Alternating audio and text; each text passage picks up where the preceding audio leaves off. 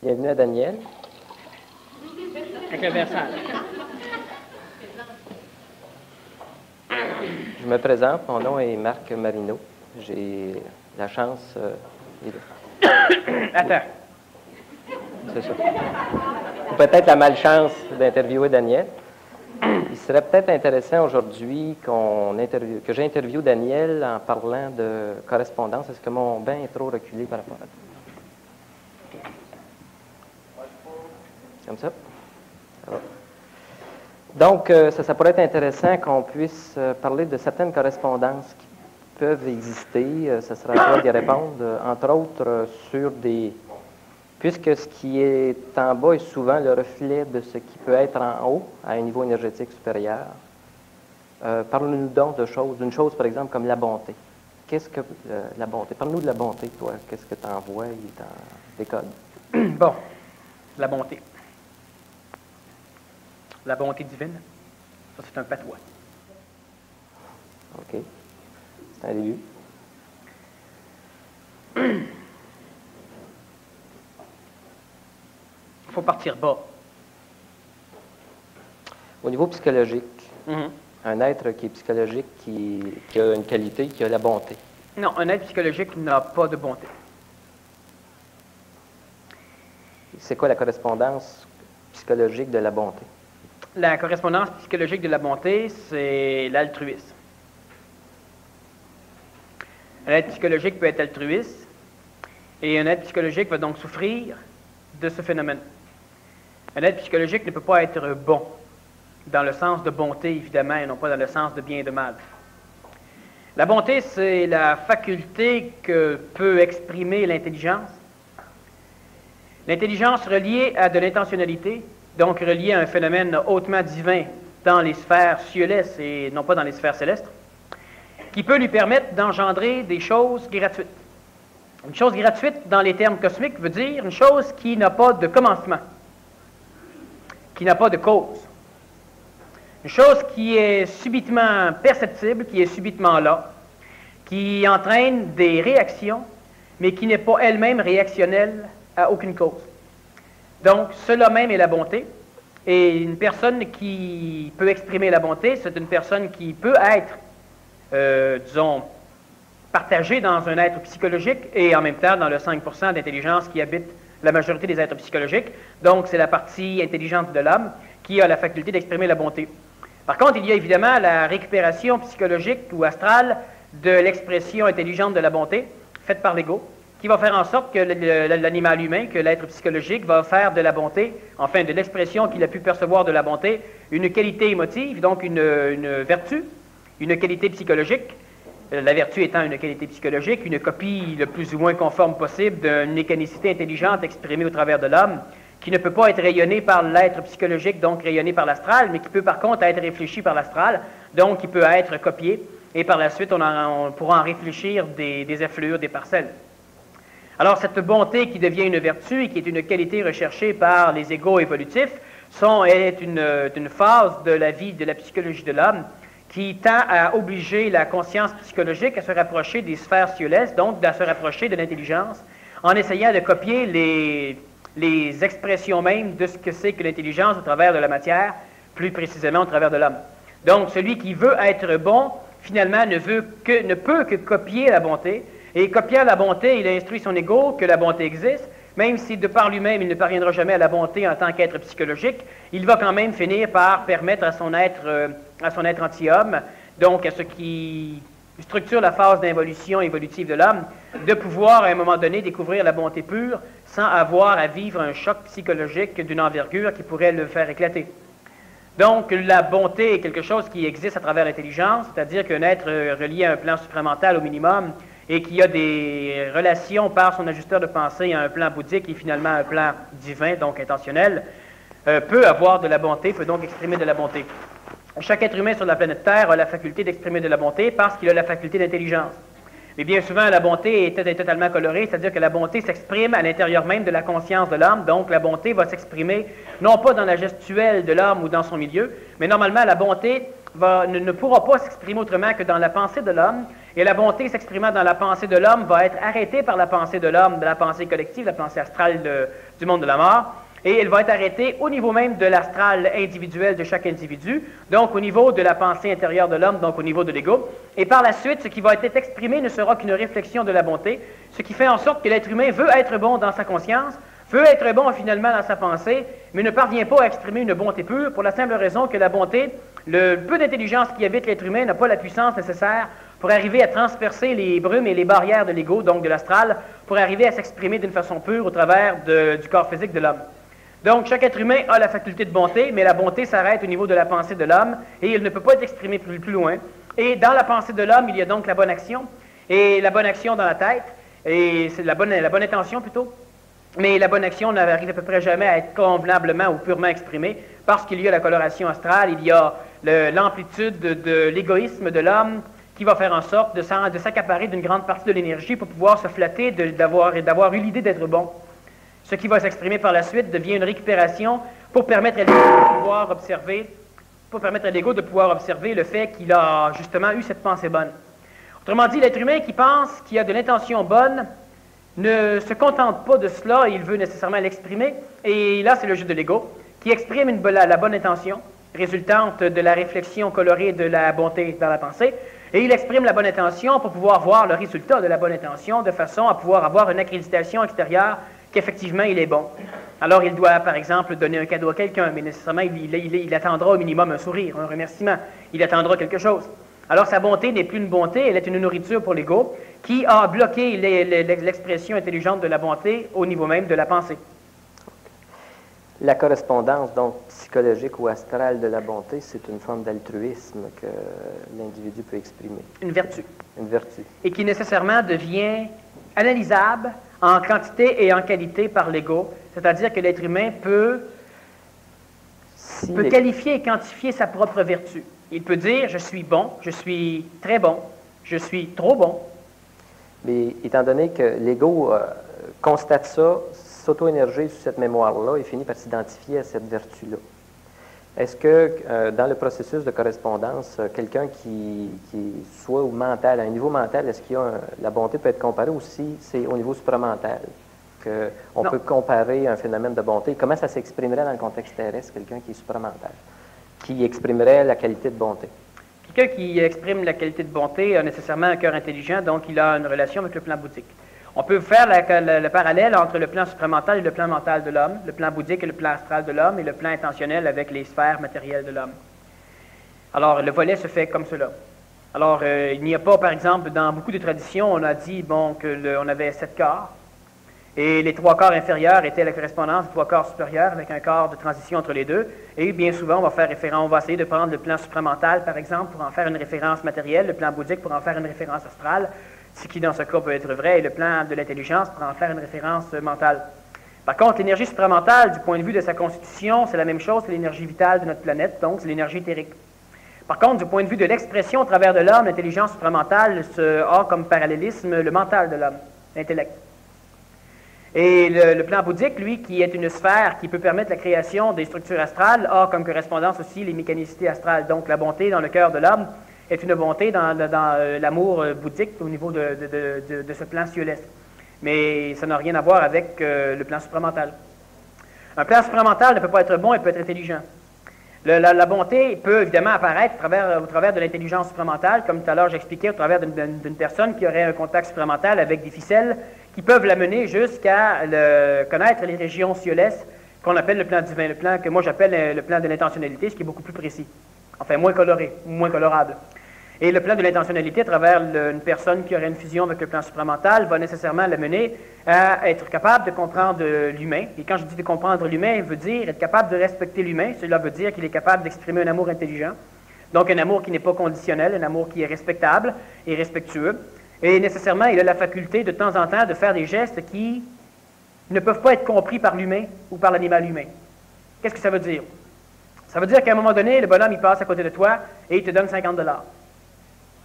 Et toi, tu vas dire, bon, ben là, qu'est-ce qui se passe? Rien.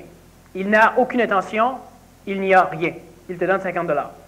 Toi, tu vas dire, bon, ben, ce qui me prend pour un pauvre, ça n'a rien à voir. Il n'y a pas de pitié. C'est de la bonté. C'est pas de la pitié. Bon, est-ce qu'il veut m'acheter? Il n'y a aucun égo, donc c'est pas ça. Alors, quelle est la raison? Il n'y a pas de raison. Alors, lui-même ne peut pas comprendre qu'il n'y ait pas de raison. Ça, c'est la bonté. Au travers d'un être humain qui a un contact supplémentaire relié avec des ficelles au plan divin, nécessairement, les choses seront gratuites. Et quand je dis gratuite, je dis gratuit.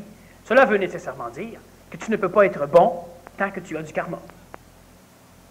C'est impossible à l'être humain d'exprimer. Alors, il exprime la bonté dans sa tête, dans sa pensée, on l'a vu. Mais l'être humain ne peut pas exprimer de la bonté réelle, exprimée dans la matière, tant qu'il a du karma. Pour la simple raison que l'acte ne peut pas être gratuit. Pas de sa faute. Mais celui qui a du karma, qui te donne 50 $ gratuitement, paye du karma. Donc, c'est pas gratuit. Mais celui qui n'a plus aucun karma devient un être bon. Et il va te donner 50 $. Il va lui dire, ben pourquoi ça? Il va dire, le veux-tu? Tu vas dire, ben tu ne veux pas de moi là. Puis il la masse ses poches. Lui, il n'en parlera plus jamais. Et toi, tu vas trouver que le gars ou la fille, elle est un peu fêlée. Elle est bonne. Mais la bonté n'est pas comprise par l'être humain. Celui qui devient bon, réellement bon, donc celui qui n'a pas de karma, mais c'est évident que plus tu es jeune, plus tu as de faculté d'être bon. Tu n'as pas encore cumulé énormément de karma. Celui qui a la faculté d'être bon pourra, à un moment donné, être catalogué par la race humaine comme ayant une bonté sans borne. Mais il faut faire extrêmement attention entre celle, pour parler d'une personne, ou celui, qui se voue à vouloir être bon. À l'instant même où tu souffres de quelque chose, tu n'es plus bon si tu agis. La bonté est quelque chose de gratuit. Alors tu décides d'aider les pauvres. Pourquoi? Parce que c'est pas de la bonté. Le Christ, lui, est-ce qu'il avait de la bonté quand le mouvement qu'il a fait, la crucifixion? Dans plusieurs choses, la crucifixion, non, c'était pour lui, c'était pas de la bonté. Mais dans plusieurs choses qu'il a fait, il avait exprimé de la bonté. Et dans d'autres choses, non, c'était relié à un plan. Mais ce n'est pas grave. L'être humain est bon à 100%, mais il n'exprime pas toujours de la bonté. De temps en temps, il se mouche parce que il a mort du colonné, mais c'est pas de la bonté. C'est pas gratuit. De temps en temps, il ramasse quelqu'un qui est tombé à terre. La personne est en terre, il la ramasse. C'est pas de la bonté. Mais c'est pas de l'altruisme, c'est de l'intelligence. Ça, c'est exclusivement de l'intelligence, ce n'est pas de la bonté. Il y a une réaction intelligente, logique, à un événement. Donc, ce n'est pas de la bonté. Quelqu'un se casse la gueule et tu vas l'aider, tu n'es pas un être bon. Tu es un être psychologique ou tu es un être intelligent. Mais tu n'es pas un être bon. Et ce n'est pas grave. C'est-à-dire que tu es peut-être un être bon, mais ce n'est pas un acte de bonté que ce que tu as fait. Alors, on ne peut pas décoder que tu es un être bon par le fait que tu aides les autres. Tu es un être intelligent, c'est intelligent d'aider autrui. Quand autrui a besoin de ton aide, je veux dire, quand tu aides autrui pour rien, c'est-à-dire que la personne ne peut même pas récupérer ton aide, bien là, tu fais du bénévolat. Mais ce n'est même plus intelligent. Alors, le Nazaréen, effectivement, il était un être bon, il a exprimé de la bonté, mais pas régulièrement et pas tout le temps. Tu peux passer quelque part et puis tu donnes une claque en pleine face à quelqu'un. Paf! Tu es un être bon. C'est gratuit. C'est de la bonté. Parce que c'est gratuit? C'est nécessairement de la bonté. Okay. Mais tu peux donner une claque en plein visage à quelqu'un et dire « Ah non, moi, c'était gratuit. » C'est faux. C'est que tu voulais paraître bon. Oui, c'est ça. Puis en même temps, tu préférais être bon dans le défoulement. Donc, tu te fais relier à... Tu pourrais être un saint. Un saint du côté peut-être des forces sataniques, mais quand même un saint. Parce que les autres saints du côté divin céleste, font la même chose. Mais puisqu'on parle de saint, peux-tu nous parler aussi de paix intérieure? Pour toi, qu'est-ce que c'est que la paix intérieure? Bon.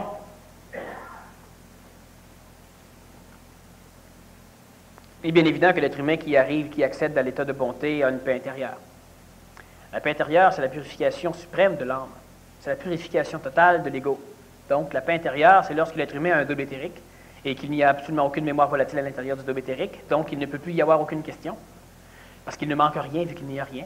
Aucun point de comparaison, donc aucune question. Et nécessairement, n'ayant plus aucune question, il n'y a plus aucun tourbillon. N'ayant plus aucun tourbillon, il n'y a plus aucune émotion.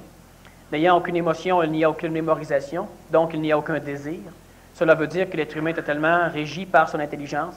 Et lorsque l'être humain arrive à une paix intérieure de cet ordre, une vraie paix intérieure, je ne parle pas nécessairement du simulacre sur lequel on va revenir, lorsque l'être humain arrive à cette vraie paix intérieure, elle est ce qu'on appelle une âme pure, c'est-à-dire que son âme est constituée de périsprit et de périsprit. C'est quelqu'un qui a atteint quel stade dans le processus fusionnel de celle que tu viens de me décrire? C'est quelqu'un qui est supramentalisé, qui est bouddhisé, qui est quoi?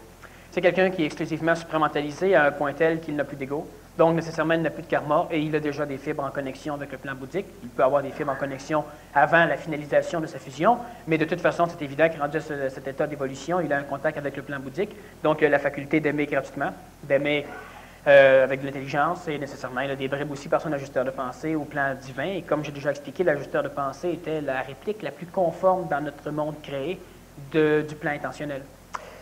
Mais il existe quand même, au niveau des religions bouddhiques ou anciennes, là, hindoues, des gens qui décrivaient des états de paix intérieure qui n'étaient pas de l'ordre nécessairement d'un contexte supramental, mais qui décrivaient des états de paix intérieure significatifs. Oui, ils décrivaient des paradisiations.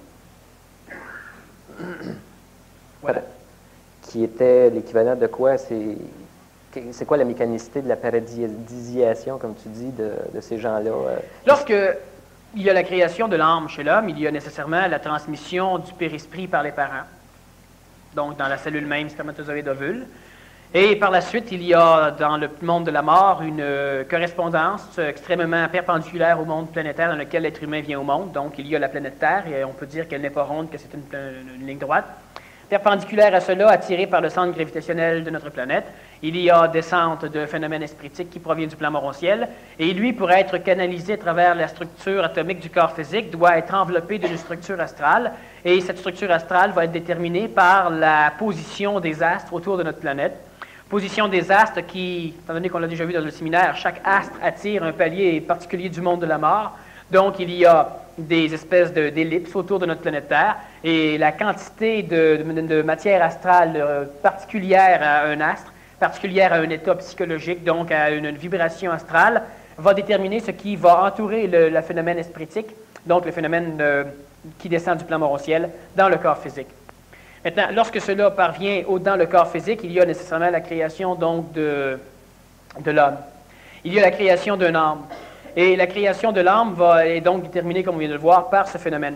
Lorsque l'être humain continue son évolution, dans cette mécanicité même, le périsprit lui-même, qui a été donné par la structure du corps, va lentement grossir. Au fur et à mesure qu'il sera nourri par la mère, et en même temps, il sera pillé par le sang de sa mère, donc par le phénomène hormonal, qui va permettre... Pillé, tu as dit. Oui. L'énergie vitale de l'homme est pillée de l'enfant va être pillée par la mère, en ce sens que la mère va se servir de l'enfant pour pouvoir mieux supporter l'expression de son émotion. Elle va donc aimer l'enfant, elle va déjà lui parler, elle va bon, etc. Alors, elle paye de l'énergie vitale, en échange de quoi elle permet la terrestrification des énergies réincarnationnelles, en permettant à ces mémoires qui se réincarnent et qui n'ont pas trop de mémoire, il se fait un grand bout de temps qu'ils n'ont pas vécu d'émotion.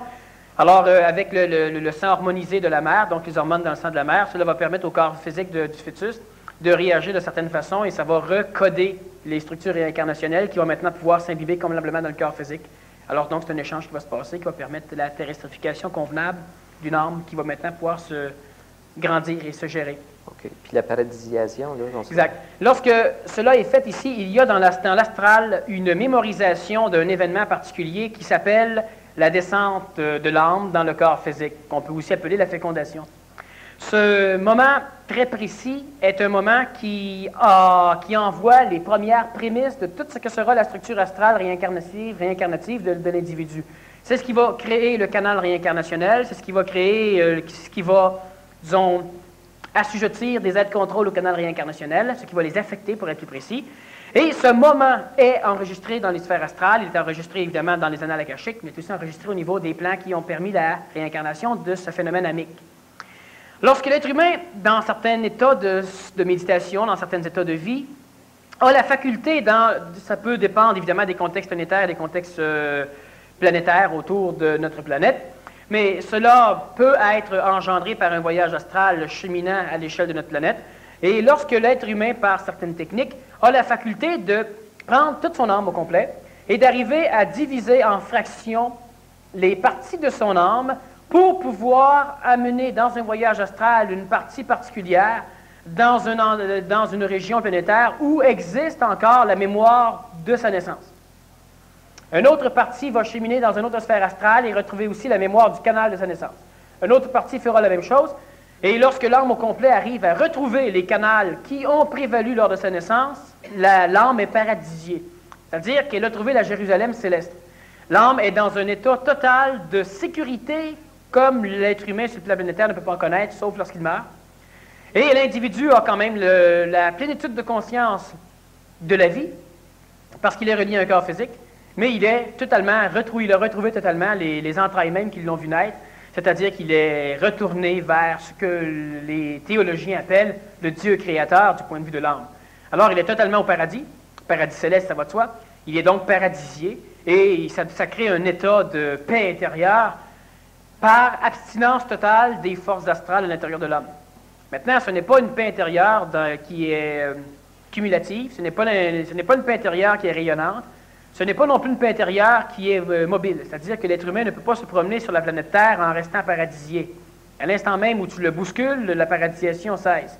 L'individu, évidemment, qui a une haute évolution astrale, une haute évolution de l'âme, pourra par retour mémoriel essayer de conserver l'état de paradisation et paraître moins frustrable que plusieurs individus.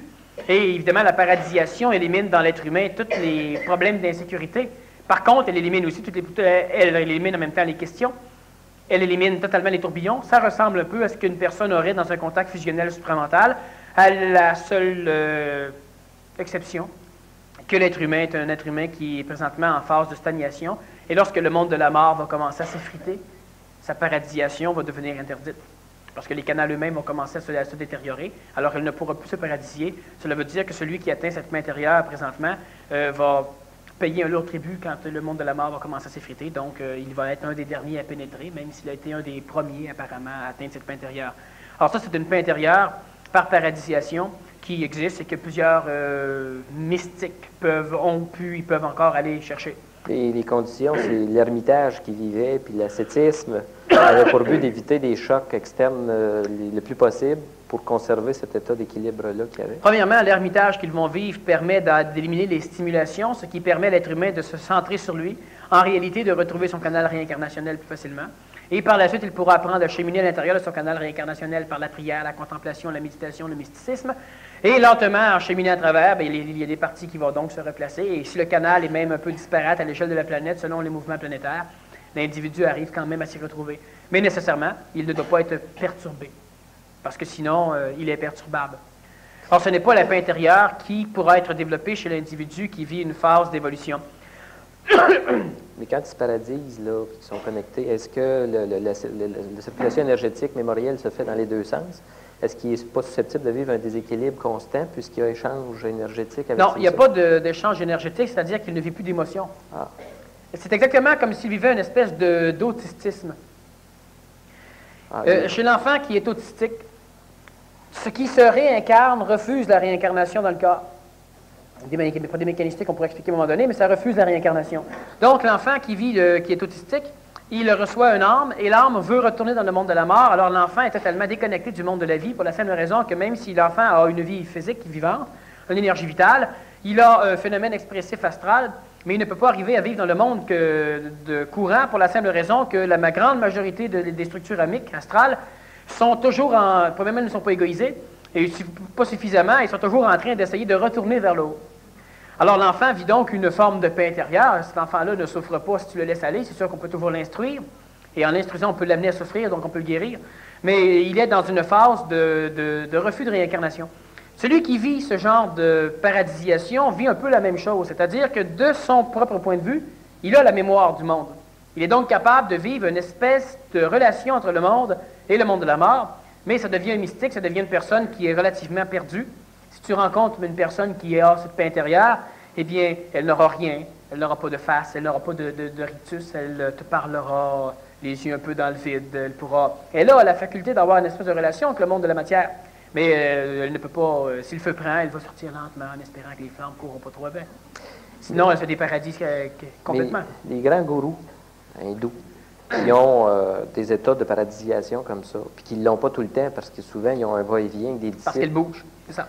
Mais qu'est-ce qu'ils vivent? Est-ce qu'ils vivent des crises variables? C'est-à-dire qu'ils sont paradisiés, à un moment donné, ça fait le mal, ils sont déconcrissés un peu, comme on dit en québécois, puis là, ça se replace ou quoi? Qu'est-ce qui...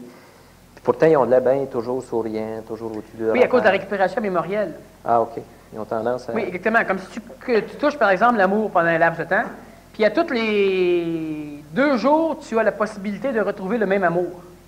Ah bon, ben le temps que tu ne l'as pas, tu es capable de le maintenir au niveau de ta mémoire. Mais si, après 2 jours, oups, il n'est pas là, puis là, ça commence à s'étirer, lentement, tu vas oublier. Alors, notre gourou, lui, il se gourise régulièrement, et il a donc la faculté d'être capable de maintenir mémoriellement la substance énergétique. Ce sera une copie. Et il la maintiendra. Utilise-tu l'énergie de ses disciples pour Ça va de soi. se supporter? Ouais. Il utilise l'énergie de ses disciples, il en a besoin. Or, cette paix intérieure n'est pas ce que l'être humain devrait aller chercher. La paix intérieure, que l'être humain, la façon dont l'être humain devra développer une paix intérieure qui va instruire son ego pour l'amener lentement à un contact avec un plan supramental qui va engendrer chez lui justement une égoïsation qui va amener la paix intérieure, c'est, premièrement, de contrôler les mécanismes réflexes qui permettent l'expression endocrinienne, comme on l'a vu dernièrement dans un cours, au niveau de la respiration. Il y a nécessairement l'observation. L'être humain doit continuellement se donner comme ordre, il doit créer un autodisciplinaire, se donner comme ordre d'être continuellement en contrôle de ce qu'il veut faire. Et, comme on l'a vu aussi lors d'une colère mentale de type douce, colère mentale 2, l'être humain doit s'efforcer de continuellement faire ce que son système endocrinien lui empêche de faire. Or, évidemment, pendant le temps que l'être humain fait cela, il n'a pas de paix intérieure. Il est en guerre. Il est en guerre contre l'anti-homme. Donc, nécessairement, il est en guerre contre les forces d'involution qui l'habitent. Il est en guerre contre son double anti-homme.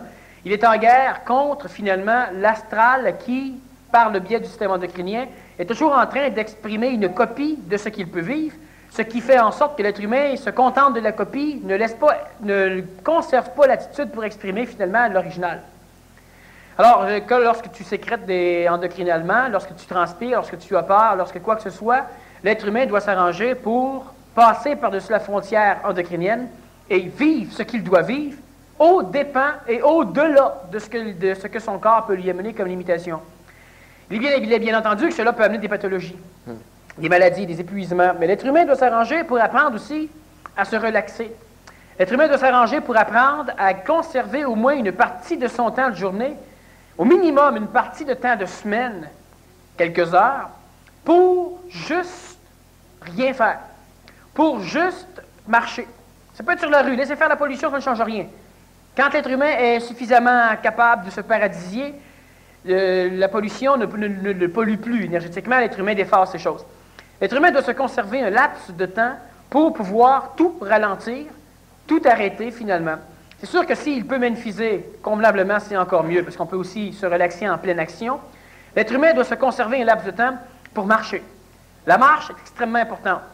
Pourquoi? Parce qu'elle entraîne un pompage sacré, qui fait en sorte que l'être humain n'a peut-être pas, s'il n'a pas la volonté, l'autodisciplinaire, pour se restreindre à une pratique de technique, qui est le pompage sacré, c'est-à-dire qu'il a la mobilité de va-et-vient de haut en bas des vertèbres sacrées, ce qui permet l'accélération de la circulation du liquide céphalorachidien qui réchauffe une partie du cerveau d'une façon énergétique, qui refroidit le cerveau de façon calorique et qui en même temps le nettoie, ce qui permet et accélère et facilite la mutation cérébrale.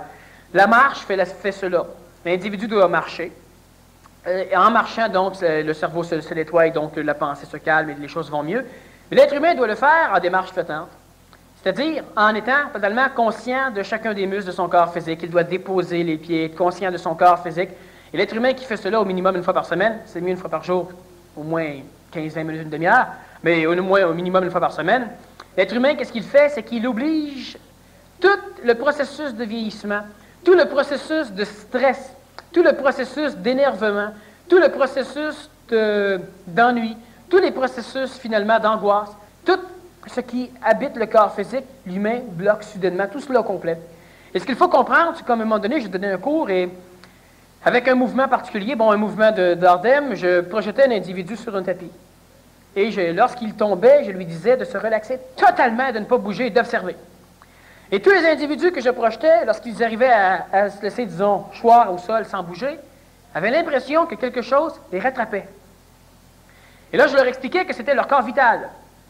Quand l'individu bouge vite, le corps vital suit et réintègre par la suite. Tant qu'il y a accélération. Donc, si tu as une vitesse constante rapide, le corps vital finit par te rattraper, maintenant ça va. Alors, lorsque l'individu arrivait au sol, il se sentait d'une façon bizarre, et lentement, il se retrouvait. Il y a dans les sphères, dans les mondes parallèles qui cohabitent avec l'être humain, énormément justement de mondes parallèles, de déphasement au niveau des corps qui habitent l'homme. Et à l'intérieur même de ces corps, comme dans l'astral, il y a différents niveaux. L'individu qui est extrêmement angoissé, qui subitement s'arrête, respire lentement. Qu'est-ce qui arrive? Il arrive que toute l'énergie rapide autour de lui passe. Et elle va... Ne le retrouvant pas, ils vont aller sur l'individu qui passe stressé à côté, sur... bon, ça ne le retrouve pas.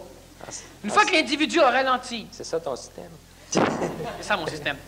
Une fois que l'individu a ralenti son rythme respiratoire, qu'il a pris conscience de son corps et qu'il permet à de l'intelligence d'habiter le corps. Et j'ai déjà expliqué, souvent cet été par exemple, que l'intelligence habite le corps exclusivement lorsqu'il y a un contrôle du corps. Lorsque l'individu fait aussi une démarche flottante mentale, ralentit totalement le flot de la circulation mentale, de la pensée.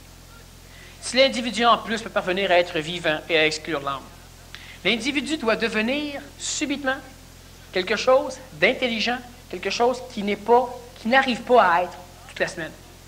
N'arrivant pas à être cela toute la semaine, nécessairement, immédiatement, premièrement, il est dans une forme de stress et il le bloque. Et toutes les choses continuent à fouiller, à avancer. Et les choses, ce sont des phénomènes mémoriels qui sont attirés par des ondes de forme particulières. Et là, tu n'es plus cela. Et ça va chercher. L'individu doit développer une technique. On parle justement d'un PMC+. Ce n'est pas de la vente, mais il y a des séminaires, 3 conférences que je vais donner qui vont durer quelques heures chacune. Ça va peut-être cumuler une affaire comme 12 heures de conférence. Extrêmement important, justement, sur la mécanicité qui peut permettre à l'être humain d'arriver à appliquer quelque chose dans sa vie courante pour arriver à faire une démarcation au niveau de sa vie courante. Puis quelques séminaires pratiques. L'individu doit subitement, instantanément, violemment, se dissocier totalement de l'attitude qu'il est pour que tout ce qu'il est et qu'il ne veut pas avoir se précipite, continue dans la même démarche. Et par la suite, l'être humain doit avoir la faculté de résister un laps de temps qui est ajustable à chaque individu, mais un laps de temps déterminé pour que les choses finissent par ne plus être là. Il doit y avoir dans ce moment-là un sentiment pour l'ego d'étrangeté puis d'inconfort que tu dois ressentir. Si tu mets un temps d'arrêt comme ça, la psychologie doit te renvoyer des messages d'inconfort puis d'étrangeté. Tu n'es plus dans le mouvement. Oui, c'est pourquoi tu dois apprendre, premièrement, comme on parlait tout à l'heure de guerre, tu dois premièrement apprendre à appliquer la chose, qu'on peut appeler technique, mais qui est l'accumulation de plusieurs techniques PMC, mais placées dans un cadre. Il y avait la méditation supramentale, mais là, on va le placer dans un cadre d'arrêt. Il y a donc l'apprentissage, par la suite, la pratique d'éléments, et puis finalement, écrire ou t'arranger, ou l'ego va surtout te charrier, c'est dans le fait que tu vas oublier, après 3-4 semaines, que tu as la capacité de découvrir une paix intérieure. Mais ça, c'est un problème. On vient régulièrement assister à des conférences ou à pratiquer en groupe, et on a tendance à s'oublier quand on retourne dans notre milieu. Cette espèce de perte d'énergie, ce gaspillage d'énergie-là, là, t'indiques une façon peut-être de colmater, de colmater cette chose-là en créant des moments de déphasage instantané. On peut dire mais ça peut aller jusqu'à oublier qu'il faut faire ça. C'est ça le problème. C'est ça le problème. Parce que la majorité de ce que j'ai donné depuis 4 ans, hautement efficace. Le problème, c'est que l'humain oublie de le faire. Comme dernièrement, dans un cours, je disais aux gens, pensez à ne pas penser. Parce que sinon, ils ne penseront pas à ça, puis ils vont penser. Donc, les gens doivent dire des mots. Bon. Alors, il y a... Et ça, ce n'est pas un jeu, mais pour beaucoup de gens, c'est encore les pièges. Est-ce que l'être humain, rendu à une certaine forme de son évolution, peut avoir la faculté? Regarde bien, si on fait un camp de 2 jours où on va jouer un jeu, un camp de 2 jours où on va jouer un jeu, et ce jeu va être, je vais mener le jeu, ce jeu va être un jeu où tu dois devenir un extraterrestre, un surhomme ou une surfemme. Mets le terme que tu veux. Mais un jeu où tu vas essayer pendant ces 2 jours et c'est de nuit, de jouer à quelque chose d'autre, qui va peut-être être plus proche de toi que ce que jamais tu as pensé que tu étais. Mais actons. L'être humain doit commencer par penser qu'il acte, parce que l'ego ne se permettra jamais de dire « Mais c'est vrai, je suis capable d'être en paix. » L'ego va dire « Je suis pas capable d'être en paix, hostie. » Coloration. Alors, si, pendant un laps de temps, tu t'arranges pour, comme quand on a fait des camps de temps en temps, les individus devaient apprendre à marcher en être intelligents, à marcher sans faire de bruit. Mais là, mets-toi dans la peau d'un personnage. Et laisse faire l'idée que tu peux avoir du corps physique. Mais non, la personne évoluée, il me semble qu'elle n'a pas de gras entre tes bras. Ça n'a rien à voir. Tu es une personne évoluée, donc l'onde de forme physique, elle va transparaître au niveau de l'évolution par tes yeux, par ta parole, par ta gestuelle, mais pas par la longueur de tes doigts. Le corps physique, franchement, il n'y a pas une intelligence qui va se déplaire d'être simplement dans un corps physique, lorsqu'il a la faculté d'être lui dans le corps physique. Alors, si tu arriverais à jouer, à acter, et finalement à te mettre dans la tête, à instruire ton ego après avoir acté pendant, par exemple, 2 jours et 2 nuits, et après avoir réussi à acter, que tu as passé toute ta vie à acter l'imbécile, alors que ce que tu actes aujourd'hui est probablement ce que tu es. Cosmiquement, dans la réalité des choses, tu es les deux. Mais une grande partie qu'on appelle l'antihomme et qui sont les sphères d'évolution évolutive qui nuisent et qui font souffrir l'humain, parce que l'évolution est une évolution animale, donc sécrétatoire endocrinienne, cette grande partie-là va penser acter la partie homme. Alors que la partie homme n'ayant à peu près jamais été jouée, jamais été exprimée, sauf dans des concepts, dans l'anti-homme, des concepts que j'espère qu'un jour oui, mais j'aimerais bien arriver un jour à... Si tu peux rêver ça, c'est que déjà tu l'as. Mais tu ne l'as pas dans la partie anti-homme et c'est celle-là qui est jouée. Alors donc, pendant par exemple un camp particulier, tu peux acter celle-là. Et l'humain va avoir toujours le feeling, oui, mais c'est juste un acte. Mais pendant ta journée ou ton heure de fake, comment t'es-tu senti? Ah ben bien, mais je fais juste faker. C'est là que m'a botté le derrière. Fake toute ta vie, le cave. Mais là, il y a un petit problème.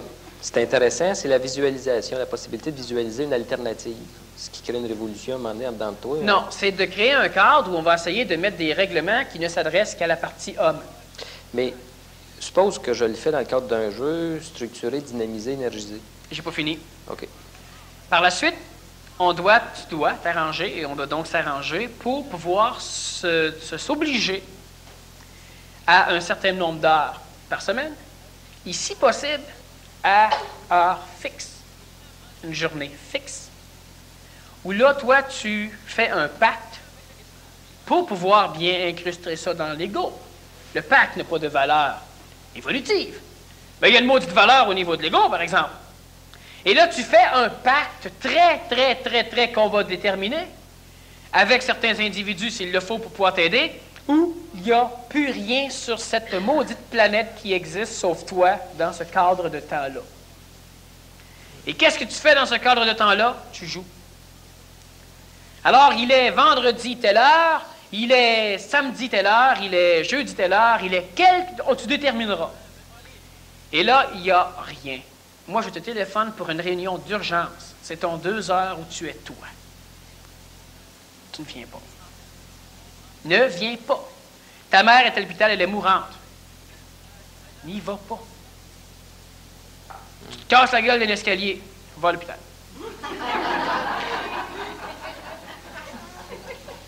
Et joue le jeu. Ils vont voir un saint rentrer à l'hôpital, un saint fou. Joue le jeu. Tu dois te conserver un quadrilatère spatio-temporel où ce sera toi. Tu joues. Tu joues la partie homme, que peut-être tu vas découvrir dans le camp. Mais tu joues cette partie. Et là, on doit s'arranger. Si, par exemple, toi, tu me fais un chèque, ou tu me donnes X montant d'argent, ou tu me garantis telle chose, si tu arrives à dépérir dans ton jeu, Je deviens donc ton hétérodisciplinaire. Et moi, je fais la même chose. Ça peut être le pacte. Ça peut être un pacte avec toi-même. Ça peut être un pacte où si chaque fois que tu manques ton coup, eh bien, tu te départis de certaines choses. Tu fais un don, n'importe quoi. Il y a moyen de parvenir. Et par la suite, eh bien, il y a des individus, de temps en temps, bon, mettons qu'on fait ce camp, en fin de semaine. Par la suite, il y a des moyens de vérifier. C'est-à-dire que soit en conférence régulière, soit en conférence du mois, etc. Et puis de temps en temps, une fois que le jeu est commencé, bien, il y a des individus qui sont les liens, qui le fait de se voir la face, on sait pourquoi on est ici, fait qu'on ne veut pas, on finit par s'en rappeler un peu. Ça, c'est pour éviter la déperdition d'énergie qui fait que quand tu viens, par exemple, ici, ou quand tu discutes avec certains individus, tu te réchauffes énergétiquement et finalement, tu arrives à être un être, presque un être humain. Et quand tu retournes chez vous, bien, tu te ramasses tout seul encore dans ta vieille maison, dans ta même maison, dans ta neuve maison, où tu retrouves encore les mêmes personnages, le même milieu de vie, puis finalement, tu redeviens encore ce que, apparemment, tu as toujours été. Et pour mettre un frein à cela, pour arriver à développer une paix intérieure, pour arriver à développer certaines choses, eh bien, on doit obligatoirement, c'est une pratique, il n'y a rien à faire. Moi, je me suis permis de me donner 2 heures minimum par semaine depuis 4 ans. Et c'est en faisant des conférences. Et lentement, veut pas, tout cela déteint sur moi, ce qui fait que finalement, après 4 ans de 2 heures par semaine, évidemment, il y a eu les 3 heures par semaine des conférences du mois, il y a eu les symposiums, il y a eu les congrès d'études, il y a eu les conférences que j'ai faites ailleurs. Il y a eu énormément d'autres phénomènes. Il y a eu maintenant le travail en affaires, il y a un paquet d'autres choses, ce qui fait que finalement, ça arrive à être plus ou moins 24 heures sur 24. Mais on doit se réserver un laps de temps, autrement que d'être juste un auditeur. Le fait d'être un auditeur te remplit. Mais le fait de ne pas être un acteur fait que tu te remplis, mais tu ne peux pas t'en servir. Or, quand on a fait les camps, par exemple, de Montebello, quand on fait certains cours, mais surtout des camps de 2 jours, là, tu cellularises. Et là, ça change l'humain. C'est sûr que 2 jours ne changent pas autant que 365 jours, ou disons 363 jours de lutte contre, mais ça change. Quand tu arrives à faire un camp où tu vas structurer une forme de ce que tu veux être, de ce que tu vibres comme étant intelligent d'être, laisse faire que c'est un jeu. Si tu arrives à jouer le jeu de l'individu qui n'a pas peur, bien, c'est que tu n'as pas peur. C'est plus un jeu. Et je l'ai dit souvent, c'est que l'être humain va jouer. Et quand il va l'avoir, il va encore penser qu'il joue. C'est un problème. C'est le gros problème au niveau de la transition. Tu es nouveau. Eh oui, mais peut-être que je fake encore. Mais les conditions, donc, de l'évolution de l'humain, comme je suis, là, plus près de l'inertie, c'est que je me déprogramme pour me reprogrammer d'une autre façon. J'en sors pas, il faut que de toute façon, qu'il y ait une programmation. Sauf que je peux l'optimiser en faisant ce comme tu dis. C'est-à-dire que tu as déjà une programmation intègre, intelligente, dans laquelle se trouvent des graines de bonté, de sérénité, de paix intérieure, la partie homme, les mémoires infantiles. Et cette partie-là, elle doit programmer l'anti-homme. Et tout ce qui, dans l'anti-homme, ne pourra pas être programmé, un jour sera rejeté, va s'éliminer lui-même. Il va se repousser. OK. La déficience intérieure que je peux avoir doit être compensée par une structure extérieure, par exemple de jeu ou d'équipe, qui fait que mon inertie va être compensée par la discipline extérieure, un hétérodisciplinaire, comme tu appelles. C'est la vie. Que tu le paramètres dans un cadre où tu te laisses carrément à libre cours, ça reste la vie. Sauf que la vie, le processus est plus lent. Parce qu'il n'est pas contrôlé. Il est moins structuré. Enfin, il est contrôlé, mais par l'astral. Ouais. Mais le problème, toujours, c'est la quantité d'énergie vitale que tu disposes dans ton corps pour être capable de supporter. Tu sais, l'esprit est prompt, la chair est faible. C'est d'être capable de supporter dans la continuité de ton quotidien cette nécessité-là de faire l'acte, tu sais, de garder la discipline. Parce qu'à un moment donné, tu reçois un choc de la vie. Là, ta personnalité psychologique réembarque parce que c'est elle qui va être mobilisée par l'événement. Puis à un moment donné, tu te dis, voyons, c'est vrai, j'avais ça à faire. Puis là, tu viens, tu as rien que l'énergie d'y penser qu'il fallait que tu le fasses, mais tu n'as plus l'énergie de rentrer en action pour le faire. C'est pour ça que ça prend un cadre structurant. Puis c'est pour ça que moi, je viens régulièrement aussi, parce que je n'ai pas la capacité encore de m'auto-énergiser personnellement face à... Tu sais, je suis comme une passoire, je perds l'énergie. Vois-tu l'exemple quand je parle de jouer? Et c'est tellement la solution. C'est tellement ça. Fais comme si tu l'avais et tu l'auras. Mais c'est donc tellement ça. La seule chose qu'il y a, c'est que l'humain doit bâtir des choses. Et nécessairement, on doit reconstruire les marches qui vont nous amener là où nous sommes déjà. Sauf qu'on doit reconstruire les marches qui vont nous instruire que nous l'avons, ou reconstruire les marches qui vont nous rappeler que nous le sommes. Parce que présentement, l'homme l'oublie. C'est évident que ce n'est pas tout le monde qui est à ce niveau-là, mais quand je fais une conférence puis que les gens comprennent l'intelligence de la chose, puis que les gens vont se dire, ben maudit, on le sait, mais on n'arrive pas à le mettre en pratique, le moindrement que tu comprends ce que je dis, c'est que tu l'as. Maintenant, il y a la sphère dans laquelle tu exprimes les choses, qui est une sphère où ce que tu as ne peut pas s'exprimer. C'est ce que les autres t'ont donné, c'est ce que les autres ont besoin, c'est ce que les autres ont qui s'exprime, plutôt que ce que tu es toi. Et tu vas dire, comme tout à l'heure, on parlait de la bonté. La bonté pure s'exprime-t-elle dans notre société? Peut-elle s'exprimer sans risque de lobotomie, sans risque de te faire interner? Elle peut s'exprimer seulement si. Seulement si tu n'es pas bien guenillou. Seulement si tu n'as pas de chapelet. Seulement si tu n'as pas de Bible. Seulement si tu ressembles à l'onde de forme que tu as présentement. Prends l'onde de forme que tu as présentement et achète-toi un vêtement. Prenons l'habillement que tu as présentement et que tu ne portes que quand tu es l'homme nouveau. Juste le fait de le mettre dans ton garde-robe, veux pas, ça va te rappeler qui tu es. C'est l'habit de Superman. Moins les petites culottes. Et là, de temps en temps, par exemple, tu viens ici au centre, tu mets cet habit. Et tu viens. Tu vas rencontrer quelqu'un, tu t'en vas faire quelque chose. Ou, selon toi, tu devrais avoir le maximum de tes énergies avec toi. Pas juste en venant ici. Un autre exemple. Alors là, tu te déguises. Okay. Et là, quand j'ai souvent parlé de l'onde de forme, il y a des réceptacles. Comme Hercule. Ou une bague. Ah, OK.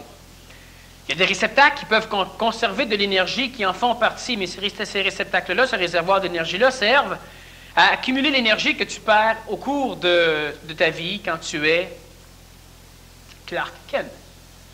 Mais le processus d'accumulation dans ces réceptacles-là peut se faire soit par un déguisement, mais aussi par une bague, comme tu dis, mais est-ce que le processus... Un instant. OK. La bague, c'est ce qui récupère l'énergie de Clark Kent. N'est-ce pas, c'est Superman au civil. Tandis que le vêtement, c'est ce qui permet d'appliquer l'énergie. Ah, OK. Et là, tu es Superman. Bon. L'individu qui se bâtit, et on joue. Le prêtre, c'est la même chose. Le prêtre est dans un état, lorsqu'il a son uniforme sur le dos, il est dans un état qui est différent de l'état lorsqu'il n'a pas d'uniforme sur le dos. Moi, j'ai rencontré un prêtre qui arrive et qui venait s'asseoir en arrière du presbytère, et puis là, les deux pieds sur la table, il sort sa bière. Il venait de faire célébrer un mariage. Là, il ouvre son veston, il ôte son faux collet, chemise karaté de chasse en dessous. Puis là, on est donc là, au kiff. On jasait. Mais ce bonhomme-là n'agit pas de la même façon lorsqu'il a son onde de forme. Le problème, c'est que tu ne peux pas avoir de chemise karaté en dessous de ton faux collet. Parce que là, tu es dans une ambivalence. C'est pourquoi tu dois être totalement dans une onde de forme qui fit avec ce que tu catalogues, toi, comme étant ce que tu veux être. Et là, tu vas dire, je le joue. Tu vas voir que de plus en plus, tu l'es. Jusqu'au jour où tu vas t'acheter un deuxième vêtement. Puis un troisième. Puis lentement, les vieilles jeans que tu mettais, tu as l'impression là de jouer. Puis lentement, ils vont être éliminés. Parce que de plus en plus, tu deviens ce que tu veux être.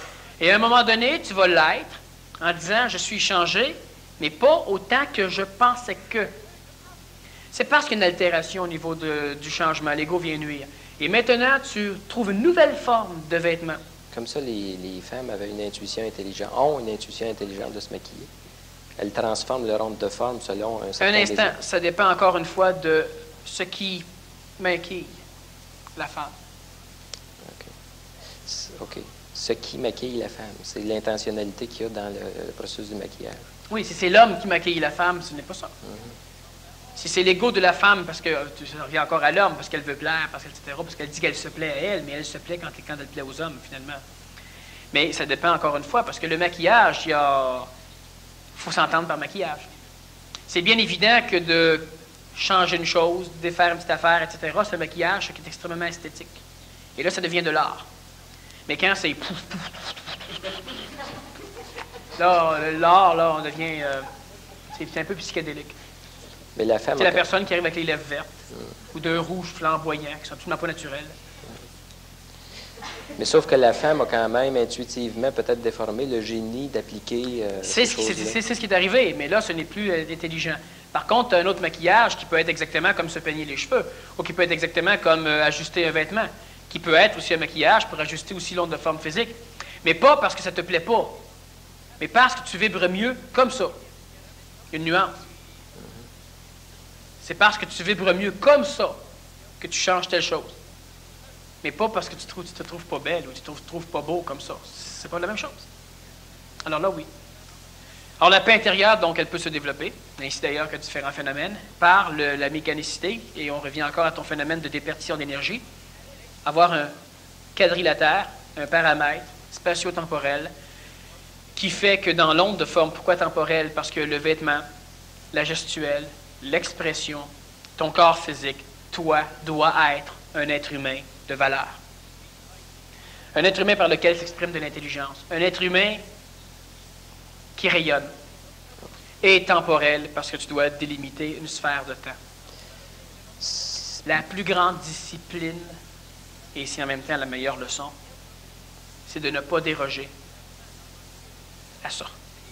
J'ai décidé que tel jour, de telle heure à telle heure, j'étais moi. Tu es tout énervé, tout excité, c'est le temps maintenant d'appliquer des techniques pour... Tout le reste, ça n'a aucune importance.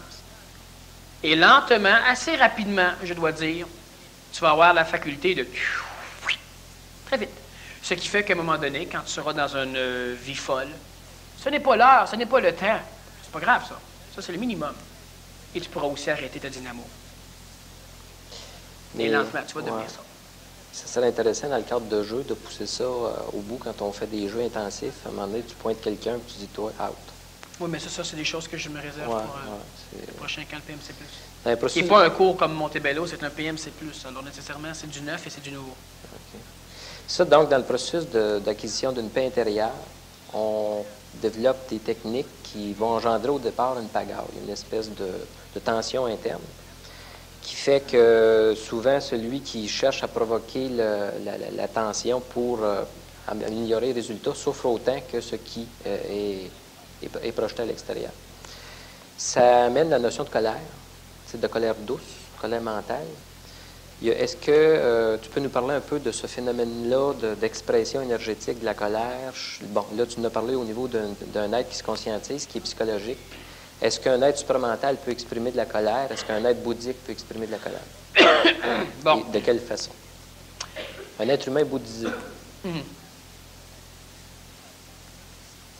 Bon, l'être humain est bouddhisé, l'être humain intentionnalisé, l'être humain intelligent, donc supramentalisé, peut exprimer de la colère, et il peut l'exprimer à partir de ce qui est extrêmement haut comme colère, aller jusqu'à ce qui est de plus vil comme colère. C'est-à-dire que l'être humain parlons juste du phénomène supramental, l'être humain qui a une fusion avec son dôme éthérique, l'être humain qui a un contact supramental global total, donc l'être humain qui est devenu supramental, peut feindre la colère psychologique conventionnelle. Alors, si à un moment donné, le message ne peut passer que par la colère conventionnelle, alors il pourra casser les choses et puis faire la colère conventionnelle avec les mots conventionnels, les sacs, les patois reliés au monde oral dans lequel il vit. Par contre, celui qui vit une colère psychologique ne pourra pas feindre la colère supramentale. Celui qui vit une colère supramentale, celui qui est en contact supramental peut faire une colère psychologique, peut faire une colère matérielle, une colère vitale, une colère psychologique, une colère mentale et aussi une colère supramentale. La colère supramentale, premièrement, la colère chez l'homme, c'est quoi? La colère chez l'homme, c'est simplement la frustration intrinsèque à une condition qui permet à la structure observatrice de la condition de tout faire pour changer la chose ou se changer elle. La colère, finalement, n'est qu'un ajustement. Un ajustement de l'extérieur ou un ajustement de l'intérieur. Ce n'est pas intentionnalisable chez l'être humain. Il ne sait pas ce qu'il va ajuster, mais dans une colère, on ajuste. Alors, ou bien tu te déformes par la colère, parce que tu t'es tellement massacré, tu te déformes et tu finis par accepter. Donc, il y a un ajustement par l'interne. Ou bien tu changes l'extérieur, ajustement par l'externe. La colère est donc un phénomène d'ajustement qui n'est pas contrôlé par l'être humain, par l'animal humain et par l'humain ordinaire. Celui qui commence à entrevoir l'idéal ou l'idée de la colère mentale est un être humain qui va essayer et qui va souvent parvenir à bloquer l'expression de la colère, non pas dans une structure psychologique, mais dans la structure mentale. Cela veut dire que l'être humain, encore une fois, dans les séminaires que j'ai donnés, je n'ai pas parlé de cela parce qu'on ne m'a pas posé la question convenablement, l'être humain qui fait une colère mentale ajuste autant à l'intérieur que l'extérieur, même si dans l'expression même de sa colère mentale, il croit ajuster l'extérieur. Colère mentale violente, il ajuste l'extérieur et l'intérieur. Colère mentale douce, il ajuste surtout l'intérieur. Par contre, il ajuste l'intérieur avec une forme d'intentionnalité, c'est-à-dire qu'il ne démolit que ce qui lui nuit. Alors que dans la colère psychologique incontrôlée et inconsciente, l'être humain démolit bien souvent ce qui l'aide. Il s'empire avec la colère. La colère devient donc une espèce de défaut, une nuisance. La colère mentale, qu'elle soit violente, qu'elle soit douce, démolit surtout l'intérieur, dans le cas de la douce, et une partie de l'intérieur dans le cas de la colère violente, et elle place l'extérieur, dans le cas de la colère violente. La colère violente, c'est la première colère mentale que l'être humain doit appliquer. Elle permet de placer les choses extérieurement en donnant un repos aux structures internes évolutives de l'homme. La colère douce, c'est la deuxième colère qui peut être applicable par la suite et qui permet de démolir l'intérieur, qui rend assujettissable l'ego de l'homme aux manipulations extérieures. Et la colère douce, d'ailleurs, quand j'ai donné mon séminaire sur la colère mentale 2, j'avais expliqué que c'était sans doute le plus beau et le plus efficace séminaire que j'avais jamais donné. Je ne le savais pas avant, mais je l'ai su pendant. C'est effectivement fascinant de quelle façon l'être humain peut parvenir et la quantité de clés quand même qui restent accessibles à l'humain pour éliminer de la souffrance, mais à la condition qu'il se rappelle qu'il doit le faire. Mais ça fait mal quand tu fais une colère mentale. C'est que ce qui énergise le phénomène d'expression de la colère mentale subit les contre-coups de la colère mentale, de deux façons. Parce que l'être humain fait une colère mentale et par la suite, il redevient ce qu'il était. Oui, mais tu vis ça. Eh. T'es pas assez polarisé, tu n'as pas une personnalité mentale qui est suffisamment développée pour rester polarisé à ce niveau énergétique-là. Donc, tu as une personnalité égoïque, psychologique. D'ailleurs, le but de la colère mentale, c'est justement de l'élaguer. Donc, tu retombes dedans. Mais là, tu sais, tu donnes un coup de pied dans la mer, puis tu retombes dedans après. Je te dis que tu vis vague les contre-chocs qu'il y a dedans aussi. En réalité, parlons encore de marde. En réalité, tu es entouré de marde jusqu'au cou. La colère mentale, c'est effectivement des coups de pied pour tasser la marde. Mais quand tu donnes des coups de pied, ça gicle un peu au niveau de tes yeux. Et là, tu vois que tu es dans la marde. Alors qu'avant, tu l'étais, mais tu le voyais moins. Et c'est ce que tu appelles la souffrance. Mais la colère mentale ne te rend pas pire. Elle te rend mieux. Mais étant donné qu'elle te rend mieux, tu vois plus clair. Voyant plus clair, tu vois plus de marde. Tu souffres. Mais il y a des façons d'arriver à faire une colère mentale qui n'engendrera pas. Voilà. J'ai souvent parlé de la prise de décision, de faire le choix de l'intelligence, puis qu'à un moment donné, il fallait appuyer les choses. Alors, dernièrement, j'ai mis sur pied des structures d'affaires, des différentes compagnies, pour obliger justement des individus à devoir appliquer de plus en plus le choix d'intelligence dans une vie courante. C'est-à-dire que si dans ton domaine, dans ton travail, tu as de la difficulté à l'appliquer, eh bien, à un moment donné, si on arrive à créer une structure de travail dans laquelle tu pourras vivre de l'intelligence, à partir des compagnies nous-mêmes, des compagnies hautement financières et à caractère quand même relativement très pécunier, dans le but de libérer l'humain des contraintes matérielles pour lui laisser le temps, justement, de passer des mois à travailler sur lui, eh bien, ça permet à l'être humain d'arriver à moins subir les contre-coups de ses colères mentales. Mais qu'est-ce qu'il faut? On en revient encore à ce jeu. Et on va continuer lors de la deuxième partie. Il y a des points intéressants, d'ailleurs, que je veux amener sur cette mécanicité qui va permettre à un moment donné à l'être humain d'être capable de rester paramétré dans un état où il ne retombe pas. Parce que quand tu donnes des coups de pied dans tes problèmes, si tu retombes dans les problèmes, tu en souffres un peu plus parce que tu as bougé les problèmes que tu connaissais, tu les connais moins. Par contre, tu fais une colère mentale et tu dois, avant de faire une colère mentale ou pendant, t'arranger pour avoir un cadre d'homme nouveau, un cadre qui va te forcer à ne pas oublier qui tu es. Tu es un être ascendant.